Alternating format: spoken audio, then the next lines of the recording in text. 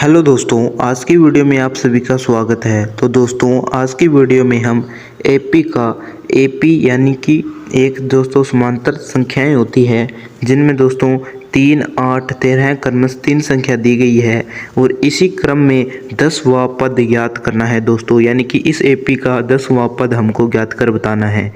ठीक है दोस्तों एपी का अर्थ होता है समांतर श्रेणी। ठीक है, कक्षा 10 की प्रश्नावली नंबर 5.1 में ये क्वेश्चन दिया गया है। तो दोस्तों चलिए वीडियो को शुरू करते हैं। तो दोस्तों सबसे पहले हमको n यानी कि कोई भी पद निकालना हो उसका सूत्र ज्ञात होना चाहिए। तो दोस्तों उसका सूत्र होता है an बराबर a plus n minus 1 into में d।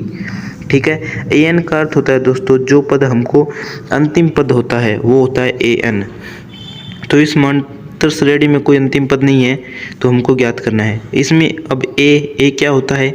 ए होता है दोस्तों प्रथम पद और A1 होता है दूसरा पद, A2 होता है वो तीसरा पद होता है इसी प्रकार। और n होता है दोस्तों इसमें जो हम पद ज्ञात कर रहे हैं। a बराबर क्या होगा दोस्तों हमारा 3 और n बराबर क्या होगा जो पद हमसे पूछा है। ठीक है, तो 10वां पद पूछा है। d होता है दोस्तों सार्वंतर। d का मतलब वैसे मैं आपको बता देता हूँ डिफरेंस यानी कि सार्व अंतर। तो इन संख्याओं के बीच में जो अंतर चल रहा है जैसे कि 8 और 3 के बीच में कितने का अंतर है? 5 का। उसी प्रकार 8 और 13 के बीच में कितने का अंतर है? 5 का। तो दोस्तों इस अंतर को ही d यानी सार्वंतर कहते हैं। ठीक है दोस्तों, आशा करता हूँ कि आप डी भी समझ गए होंगे।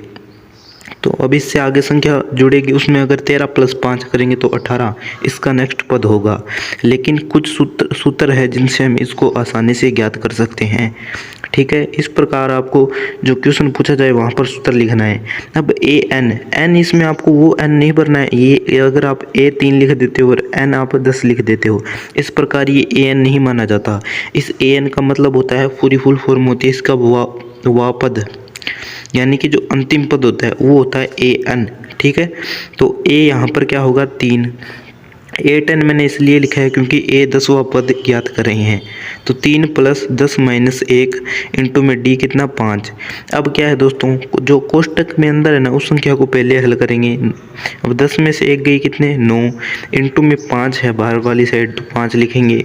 अब 9 5 45 और 45 और 3 48। तो इस क्वेश्चन का जो आंसर होगा वो हमारा दोस्तों क्या होगा 48 यानी 48। तो ये दोस्तों हमारा इस क्वेश्चन का आंसर हो गया है। अब एक लिखित रूप में भी हमको एक लाइन लिखनी पड़ती है। ठीक है, वो आपको हमेशा याद रखनी है। बोर्ड के एग्जाम में हमको एक लिखित में लाइन लिखनी पड़ती है कि AP यानी A10 या AP लिख सकते हैं A10वें पद का मान दोस्तों हमारा 48 आया है। इस प्रकार दोस्तों एक लाइन में हमको इसका आंसर भी देना पड़ता है। ठीक है दोस्तों, मैं आशा करता हूं कि दोस्तों आप AP के सवाल को समझ चुके होंगे। इसमें 3 प्रकार के और क्वेश्चन पूछे जा सकते हैं। AP होता है दोस्तों इसमें अगर एक पद छोड़ दिया जाता है तो वो हमसे पूछा जा सकता है। जैसे इसमें 10वां पद पूछा है, अगर इसमें 10वां पद बताकर nवां पद पूछ सकता है। ठीक है दोस्तों, तो मिलेंगे नेक्स्ट वीडियो में नए टॉपिक के साथ। जय हिंद, वंदे मातरम।